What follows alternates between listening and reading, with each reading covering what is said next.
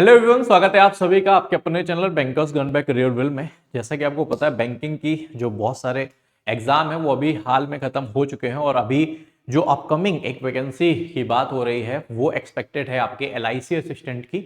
और इसकी इस बार बहुत ह्यूज वैकेंसीज देखने को मिलने वाली हैं। ठीक है, तो सबसे पहले तो आज हम लोग ये सारी की सारी चीजें जानेंगे। एलआईसी की सैलरी कितनी होती है, सिलेबस क्या है, एग्जाम पैटर्न क्या है, एलिजिबिलिटी क्या है, क्वालिफिकेशन क्या है और इसकी बेसिकली कट ऑफ कितनी थी, है ना। तो इन सारी के सारे पॉइंट्स में आज हम लोग यहाँ पर डिस्कशन करने वाले हैं। एलआईसी का नाम मुझे लगता है सारे ही लोगों ने सुना होगा और आपके घर में आप देखो तो किसी ना किसी का जो इंश्योरेंस है यानी जो बीमा है वो एलआईसी में जरूर होगा। तो एलआईसी में जो वैकेंसीज हैं वो बहुत तरह की आती हैं, जैसे एडीओ है, डबल एओ है। डबल एओ तो अभी देखने को भी मिली थी, है ना। तो अभी के लिए फिलहाल हम देखें तो असिस्टेंट हमारा जो है वो देखने को जल्द ही हमें मिल सकता है। ठीक है, तो एलआईसी की अगर हम बात करें, सबसे पहले जो इसका फुल फॉर्म है वो हमारा है life insurance corporation of India. Hindi में से हम भारतीय जीवा बीमा निगम भी कहते हैं। ठीक है, और इसका है ना जिंदगी के साथ भी और जिंदगी के बाद भी, है ना।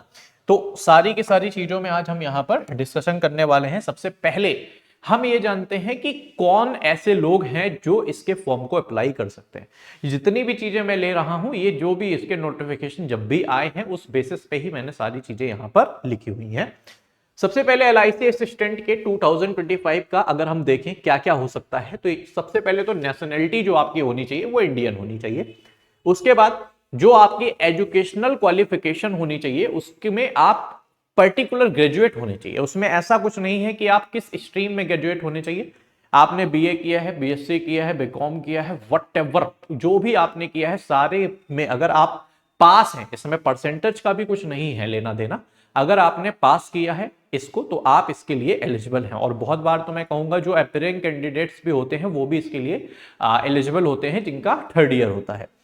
उसके बाद अगर हम एज लिमिट की बात करते हैं तो एज लिमिट में भी बढ़िया सा रखा गया है, the age of the candidate must not less than 18 years, यानी आप 18 साल से कम नहीं होने चाहिए और 30 साल से ज्यादा नहीं होने चाहिए। मतलब अगर 18 से 30 साल के बीच में आप हैं तो आप इसके लिए एलिजिबल है ना। बाकी जब इसका नोटिफिकेशन आएगा तो वो पर्टिकुलर डेट बता देता है कि हम ये कब से कब तक देख रहे हैं।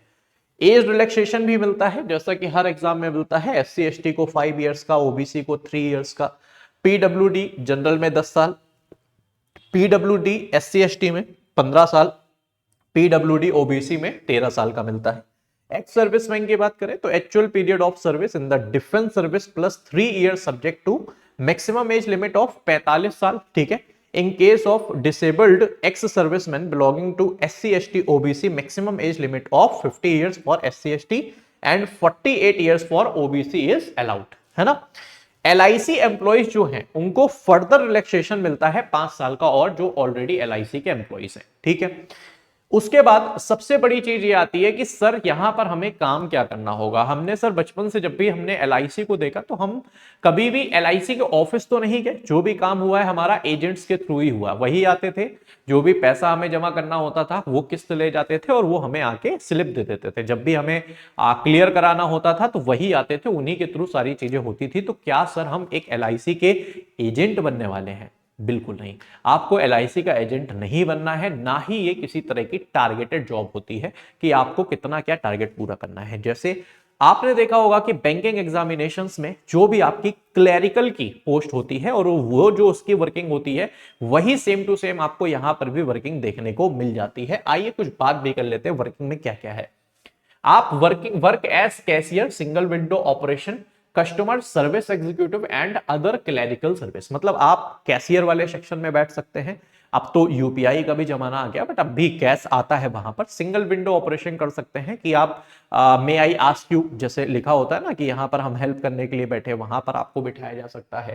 ठीक है, और जो भी कस्टमर्स को प्रॉब्लम है वो सारी की सारी प्रॉब्लम का आप हिस्सा बनते हैं। ठीक है, उसके बाद manage cash counter at LIC office. मतलब आपको एलआईसी ऑफिस में जो भी कैश काउंटर है वो भी मैनेज करना होगा। कस्टमर हैंडलिंग में क्या है कि जैसे मान लीजिए किसी ने बीमा कराया और जिसका भी कराया वो अब दुनिया में नहीं है, तो उसको कैसे कैसे प्रोसेस करना है, क्या क्या डॉक्यूमेंट्स की चाहिए होगा, उसको जो वेरीफाई करना है, वो सारी की सारी चीजें आपको यहाँ पर देखनी होती हैं। उसके बाद perform back office work, account related work and recovery according to the work assign to them by the manager. मतलब जो भी काम है वो आपको बेसिकली करना होगा। ऐसा नहीं है कि सिर्फ हम सर कैश में ही बैठेंगे, जो भी है, जैसे किसी का लोन रिकवरी हो रही है तो लोन रिकवरी क्यों नहीं हो पाई टाइमली, है ना, तो वो कहां पर फंसी हुई है, तो उस चीज पे आपको थोड़ा सा देखना पड़ता है ना, तो वो सारी की सारी चीजें आपको वहां पर करनी पड़ती है। ठीक है, तो जो भी मैनेजमेंट एंड ऑल के कस्टमर्स के इशू हैं वो आपको वहां पर मैनेज करने पड़ते हैं। तो ये बड़ी बढ़िया सी जॉब है, मतलब बड़ी रिलैक्सिंग जॉब है, मैं कुल मिला के ये कहूं। अब आगे बात आती है इसकी कि सर जॉब तो बहुत अच्छी है, करने का भी बहुत मन कर रहा है, लेकिन इसको हम कैसे हमारी जॉब इसमें लग सकती है, तो इसका जो प्रोसीजर है वो क्या है। तो प्रोसीजर के लिए अगर हम बात करें तो LIC assistant selection will be done on the basis of 2 phase examination. Prelims exam आपका एक होगा, उसके बाद आपका मेंस एग्जाम होगा, followed by prelims pre recruitment medical examination. इसमें आपका एक मेडिकल एग्जामिनेशन भी होता है, मतलब सच उसका बहुत ज्यादा कुछ मतलब नहीं है, बट फिर भी एक वो प्री मेडिकल भी कराते हैं जैसे कि और भी उसमें होता है। ठीक है, marks obtained in the mains examination only be considered for the final merit listing of candidate final selection. यानी जो आपका फाइनल सिलेक्शन होने वाला है सिर्फ और सिर्फ वो मेंस के मार्क्स को देखते हुए ही होगा। प्रीलिम्स जो है वो आपका सिर्फ और सिर्फ क्वालिफाइंग नेचर का होता है, मतलब प्रीलिम्स को एक जो कट ऑफ बनेगी अगर आप उसे पार कर लेते हैं तो आप मेंस के लिए एलिजिबल हो जाते हैं। ऐसा नहीं है कि फाइनल जो आपका होगा उसमें प्रीलिम्स और मेंस दोनों के मार्क्स काउंट करें, ऐसा है। अब प्रीलिम्स में आता क्या है उसके बारे में बात करते हैं। सबसे पहले गाइस अगर हम प्रीलिम्स की बात करें तो देयर आर 3 सब्जेक्ट। ठीक, सबसे पहले रीजनिंग एबिलिटी की बात करें तो रीजनिंग के 35 क्वेश्चंस हैं 35 मार्क्स के लिए, जिसके लिए आपको 20 मिनट का टाइम मिल रहा है। क्वांट्स की बात करें 35 क्वेश्चन 35 मार्क्स 20 मिनट का टाइम है।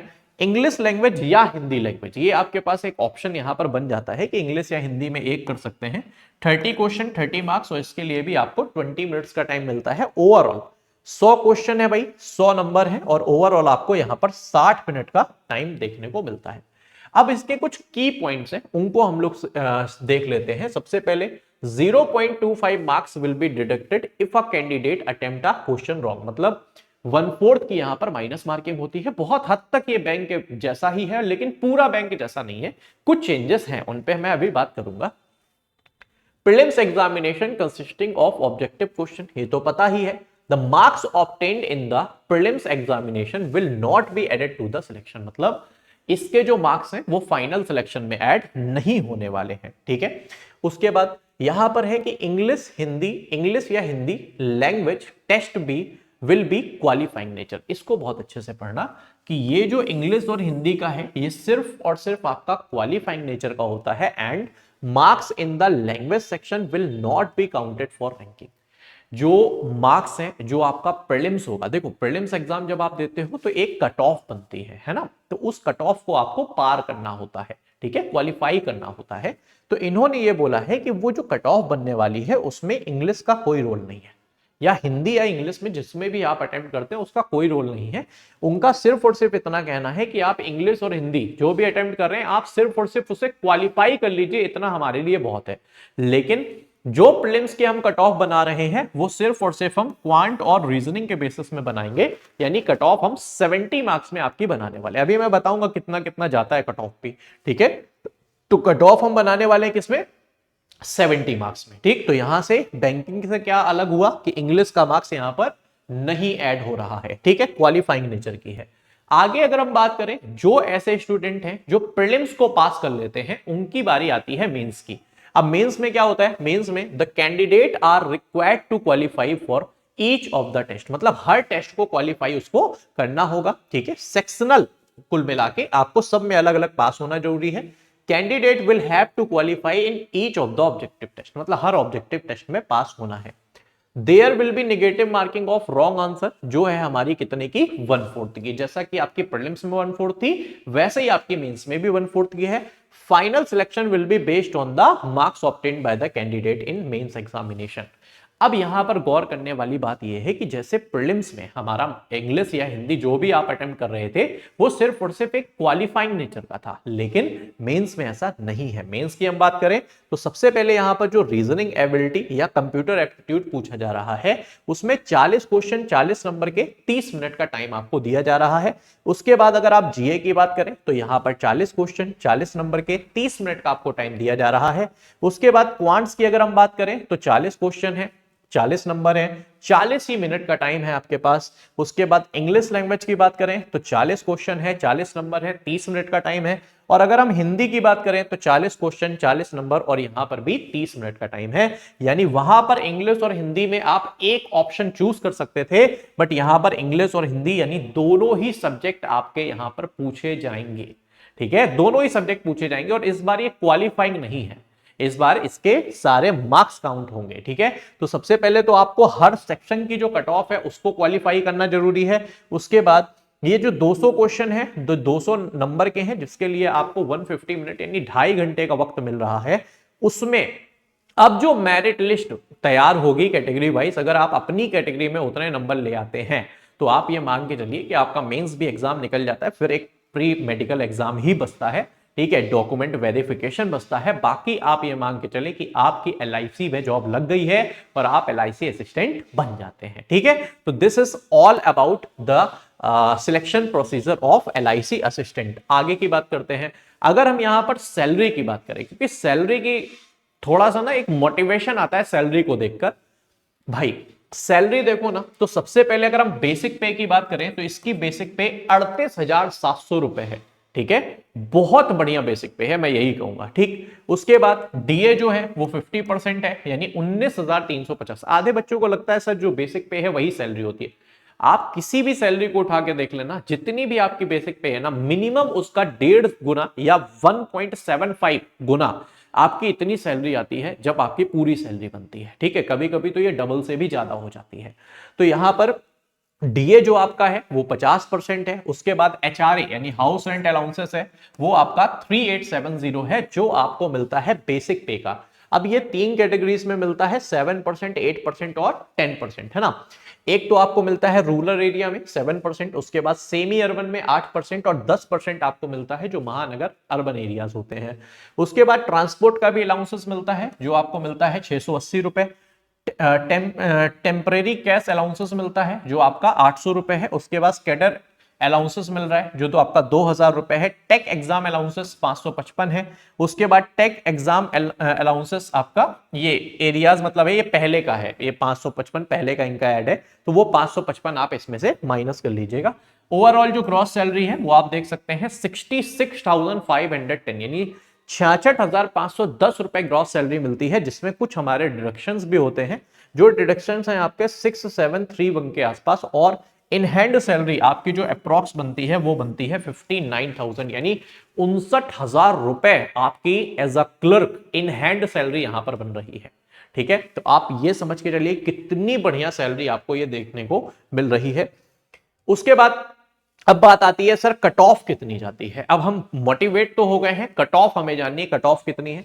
एलआईसी असिस्टेंट कट ऑफ 2019 में ये हमारा देखने को मिला था। अगर हम प्रीलिम्स की बात करें तो जोन वाइज है अलग अलग। वैसे मैं यहां पर बता दूं, दिल्ली और हरियाणा की 64 थी, अमृतसर की 61 थी, करनाल की 63 थी, जोधपुर की 59, रोहतक की 69 थी, अजमेर की 54, मेरठ की 61, गोरखपुर की 50, फैजाबाद की ये थी 50। उसके बाद बुलंदशहर की जो थी वो 61 थी, पटना की अगर हम देखें तो 60 थी, यहां पर 53, जबलपुर की जो थी वो 57 थी। तो ये आपकी थी प्रीलिम्स की। अब मेंस की अगर हम बात करें, मेंस में कितनी थी, तो मेंस में अगर हम देखें तो सबसे पहले दिल्ली की थी 142.25, शिमला की 133.5 थी, उदयपुर की 123.5, जोधपुर की 128.5, रोहतक की 138.5, अजमेर की 129.75 थी, आगरा की 131.5 थी, लखनऊ की 135.75 थी, मेरठ की 133.75 थी, गोरखपुर की 132.77,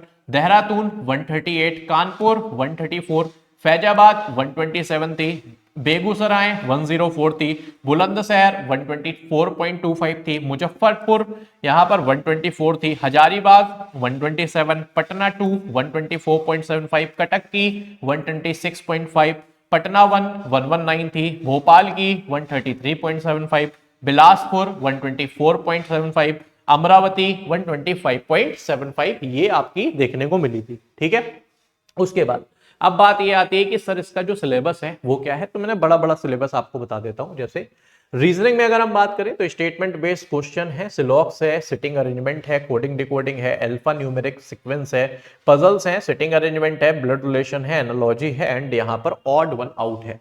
क्वांट्स की बात करें तो data interpretation, time and work, speed, distance and time है, नंबर सीरीज है, अप्रोक्सीमेशन है, SI, CI, profit loss, average, mixture and allegation देखने को मिलता है।